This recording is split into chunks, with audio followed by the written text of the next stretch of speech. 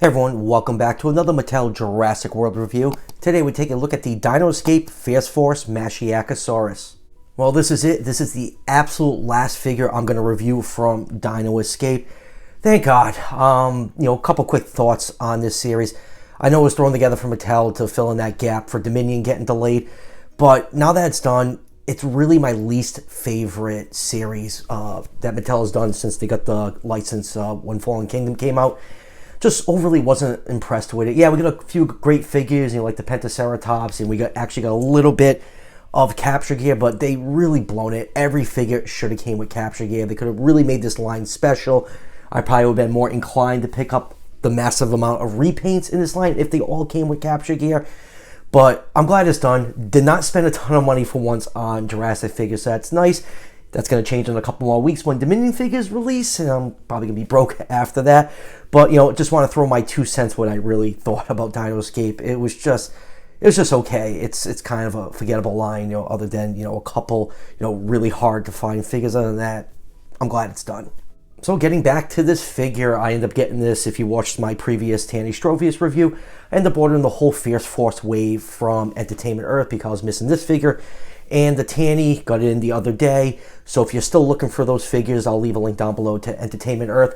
I did visit Best Buy today. I'm still trying to hunt down Tanny Strovius figure for a couple other collector friends of mine. And they actually have more figures on the shelf. They had a Monolophosaurus and a Styracosaurus, which means Best Buy is still stocking this wave. So if you're still looking for them, definitely be hitting up your local Best Buys. So let's go to the package really quick before we crack this figure open. Comes in the Dino Escape Fierce Force packaging, which you've seen a million times on this channel. You got blue Jurassic World logo, smash paddock fences, turn around picture of the Masiakasaurus Fierce Force action. Down here are all the other really hard to find figures in that wave. Blah, blah, blah, yada, yada, yada. That will do it for the packaging. So let's crack this thing open and take a closer look. So let's start with this 360-degree view of the Masiakasaurus. Now this figure is a repaint of the one that released in the wave before it. It was the green version. But I have to say, I like this maroon one much better than the first release. Just the colors work really well. You have that deep maroon color from the main body. You have this really nice cohesive yellow pattern all over the back, the legs, and look, he even painted the tails. See, Mattel? You can paint the tails. It actually looks nice when you do it. But just the colors really work really well with each other, and you actually even have some bright orange on the underside of the belly, and it's just a nice looking figure. I think it's far better looking than the way too green first release of this species. Yeah, the teeth are a little bit goofy. That's because Masiakasaurus is a really, really weird theropod dinosaur. It had forward-facing teeth, which paleontologists think helped it catch fish. Yeah, the teeth are really exaggerated on here, but they're definitely still not as bad as that stupid-looking Tanny Strovius. And I think it's a cool little species to, add to your Jurassic World collection. And now for a couple quick measurements. This figure is 7 inches long from the tip of the tail to the tip of the head, and about 3.5 4 inches tall to the top of the head. Just depends how you have this figure articulated. The height can change on it. So there's 2 size estimates for Masiakasaurus. The smaller estimate is around 6.7 feet. So I'll bring this figure around the 111 scale range. And then there's a larger estimate around 15 feet, which will put this figure in the 125 scale range. So let's zoom in and take a look at some of the finer details on this figure, starting with this really grotesque looking head. I kind of like it. I'm liking this figure a lot more in this color than the green version. Wasn't a huge fan of the green one, but I think this one's pretty cool. You got this nice deep maroon head. The eyes are done in a bright yellowish green with a black pupil that's actually painted in.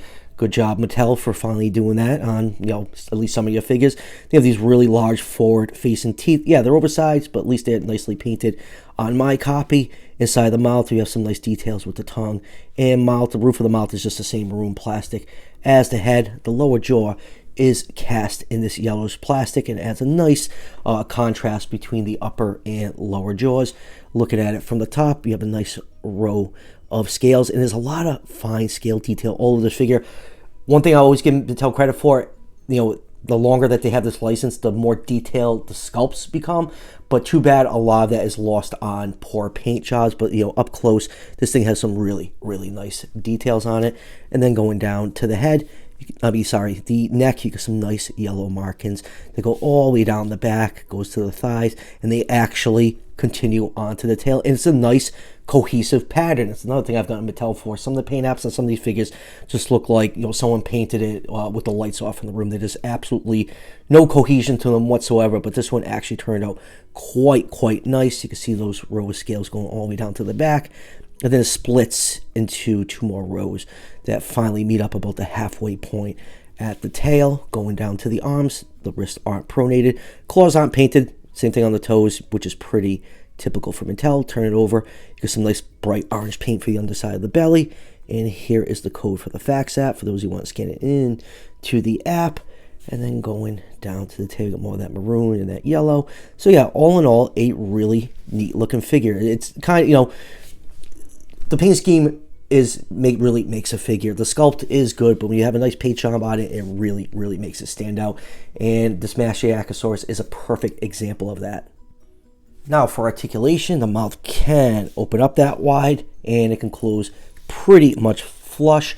The rest of the articulation on the neck is tied to the action feature. We'll get to that momentarily. Can move forward and backwards. They are on a hinge, which lets you swing them out. Going down to the legs, they can move forwards and backwards. There's always a locking point on a lot of these figures to keep the legs locked into a neutral position.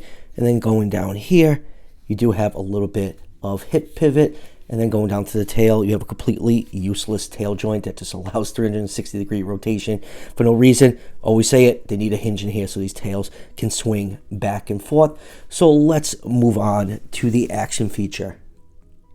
Now to activate the Masiakasaurus Fierce Force action, all you need to do is push this button in the middle of the back right here, and you will activate, let's open the mouth up for this, you will activate its very questionable looking action feature. Alright, moving on with comparisons. Here it is with one of the human figures. Here it is with Ellie Sattler. And next up, here it is with its wave mate, the extremely goofy looking Tandystropheus that made it back from its Las Vegas bender. And next here is the original release of the Masiakasaurus, the green version. And when I reviewed this one, I felt like it was just too green. I actually felt that whole wave was way too green. A lot of green figures in that wave, and I just think this maroon version is just so much better looking. This figure does have a lot of paint on it, but it's just green on green, and it's just really does not really like pop on the shelves like the maroon and yellow does. And next up here is the absolute worst figure Mattel has released in all the lines. This god-awful raptor that I can't believe they're reusing this mold for a legacy collection raptor. It's just too fat, and the action feature is just absolute trash on this thing. And let's do a sound strike. Here it is with the Kentrosaurus. And why not? Let's do this one. Here is the Chaos Effect repaint of the Masiakasaurus that I got from the Jurassic Park compound. Man, wouldn't it be awesome if Mattel actually gave some of these figures Chaos Effect repaints? A lot of people, including myself, would definitely snatch those up. And here it is with the Mega Destroyer Pentaceratops.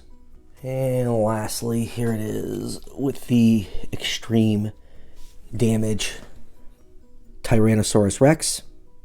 So final thoughts on this new version of the Masiakasaurus. I said it a couple times, I like this version much better than the first green release. The color scheme works really well on here. That dark maroon and yellow just contrast nicely together. Has a very well thought out, cohesive color scheme on it. And it's just a really nice looking figure. It has some real nice sculpting details all over it. I will always give Mattel credit for their nice sculpts that they give their figures, even though sometimes they do look a little bit goofy, but the scale details they've been putting into these things has been really great. If you don't own the green version of this figure, highly recommend to put the extra effort to track down this maroon one. Like I said at the beginning of the review, you can order the whole wave from Entertainment Earth. The link is down below in the description. Also hit up your local Best Buys. That wave is also showing up there. It's probably not going to be showing up for too much longer because we're about 3 weeks away from Dominion products being released, and then this wave's just going to disappear, and that stupid Tandystropheus is just going to absolutely skyrocket in price. So that will do it for the review. This will be the last Jurassic World review until I get my hands on some Dominion figures, but I have plenty of other stuff coming in. I got Collect Day, PNSO, and some older figures I'll be reviewing, so stay tuned to the channel for all those reviews. And as always, if you're enjoying the content on this channel, show your support by hitting that subscription button just below the video. Each subscription helps out the channel tremendously, and it's greatly appreciated. I'll see you guys for the next one.